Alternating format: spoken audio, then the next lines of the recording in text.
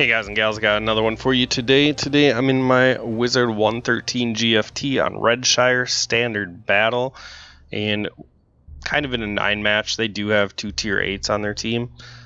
Good job, matchmaker. The reason I'm in this tank is because Donnie Rambin asked me to feature this tank, and it's the second actual request that I've gotten. And I said I wasn't going to make a habit out of this, but so far 2 tanks have been requested, and I've featured games in both. Alright, so I've mostly been playing the machine, the tanks going up into the machine contract, I should say. However, when he asked about this tank, this is one of my favorites, so I was happy to mix it in with those tanks. Now, I probably haven't been playing it as much as I should to try to get a good video on it. But nonetheless, I decided to feature this game, which is not an ace tanker, but it features this thing's armor and the gun capabilities. So, hope you enjoy. And not many people like this tank. And when I say I like this tank, no tier 10 front-facing tank destroyer really is my play style. I like to be in mediums around the map, spotting for my team, or I like to be in heavy tanks, being able to dictate choke points. Saying that, I feel like this is very comparable to the T110E3 or the Badger, or I guess any tier 10 front-facing tank destroyer. Now obviously the guns are all a little bit different, but I don't think this gun is a slouch, and that's usually what a lot of people say is bad about this tank. Okay, so I have an AP round loaded, so I'm not going to be able to pen his upper plate, and that's why I decide not to shoot. And they have a lot of tanks here, so I'm going to try to be patient and see if one of them messes up. He's going to back up, give me that lower plate shot, so I'm going to throw it in there. Now I think another reason why people don't like this tank, and this 57 heavy backs into me, and they're already punishes him for it. I'm really happy that their the red square is looking out for me. Like, he's seen that the 57 heavy was pushing me back up, and he punished him for it, so that was really nice. Alright, get back to this. I think a lot of people don't like this tank because the tier 9 is exceptional tier for tier, and I think it's better tier for tier because you get to see tier 7s and you can absolutely obliterate them. Alright, so it's E75. I have a small shot. Not confident enough. Like I said, there's a lot of tanks over here, so missing a shot could be detrimental to the team. Now, also not shooting my gun could be detrimental to the team. So you can see I'm getting kind of antsy looking for a target to shoot. And I can't quite get my gun down. So to finish my thought up, a lot of tier 10s, when you go from 9 to 10, it's usually a step up.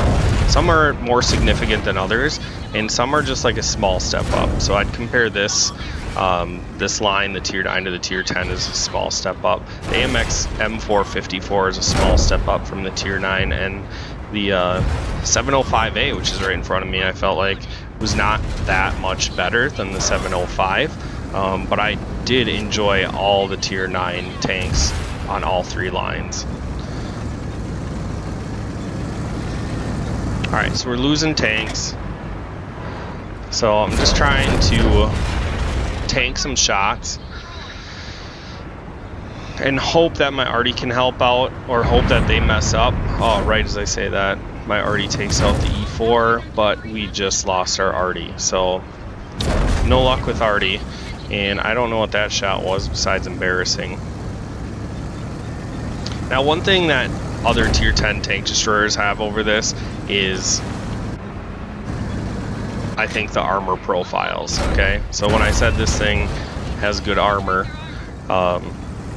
it has an amazing front top plate, and I would argue that it can test anything. Like maybe a Jag heat round can get through. The E5 comes over, I get a shot into his cupola.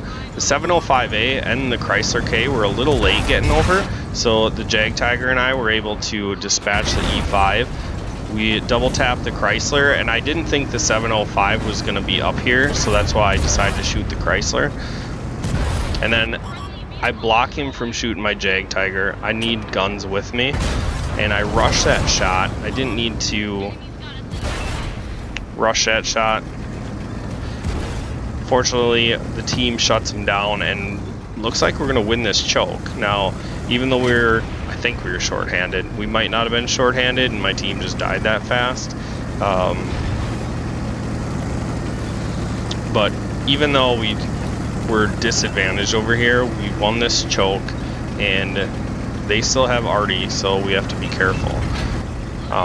Ended up with 800 assist damage, 2,000 damage, 4,700. Alright, this next shot before I get back into my thought process on this tank. So the Sheridan gets spotted, he backs up, but I'm assuming that he's going to pop back up right in the same bush. So I'm going to shoot there, and sure enough, he pulled right up. Like, that's scout play 101, right? You wait for your light bulb to disappear, and then you just pull back up into the bush that you were undetected in before you got spotted.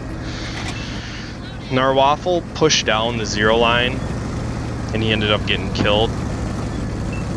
And once you win this choke, pushing out into the southern field there is usually not going to end with any positive results. So that's why I directly went up the 0 line to try to give support to the middle of the map, because I just did not care about the southern field there. Especially when they have Artie. If we can't outspot something in the southern field, then he's just going to be able to tee off on us. Alright, so the armor profiling of this, it has terrible side armor, and the front sides are kind of angled in a little bit, so if you're angling to maximize the armor profile on the front plate, that can be exposed, the little cheeks or whatever you want to call them there with the clover on it. So you have to be careful and be attentive to where people are aiming at you. Now, like other tier 10 tank destroyers, you're not going to hold a choke by yourself. You need guns with you, because you don't have a turret, you can't look left and right, you have to turn your whole tank, obviously. Alright, so there's a ship barn over there, and I try to aim as much as I can, and I'm just kind of visualizing his reticle in my mind, and I do back up just in time, but I think he still had a shot on me and he missed. He does a good job of using that house to get back into cover. But he is overexposed there as I pull up, and he can no longer use the house as cover, so I get a nice shot into him. Now I'm going to back up, and I'm targeted from this Sheridan. Their Artie's dead, so I don't have to worry about that, and we flipped this in our favor, up to 3,300 damage, 1,200 assist damage, and it's looking to be a really good game. So now the end of this game, I'm pretty hesitant, just because I'm pretty much a one-shot, I think, for all their tanks, and I just don't trust that our teammates are going to close this game out, so I want to try to make sure that I'm alive at the end if this gets thrown. And I was detected there, and I knew there's no way that Sheridan was looking at me, and the medium's in like the other side of the hill, so I figured it had to be the ship barn, but he wasn't spotted, so I decided to back up. Like, Sheridan was spotting me, but I knew he wasn't targeting me. Alright, so to speed this up, make a long story short of the armor, your lower plate is disastrous. Out of all the tier 10 front-facing tank destroyers, this has the most glaring weak points, and that's why people don't like it. You don't have the super high alpha damage or the highest DPM. The Badger beats it out.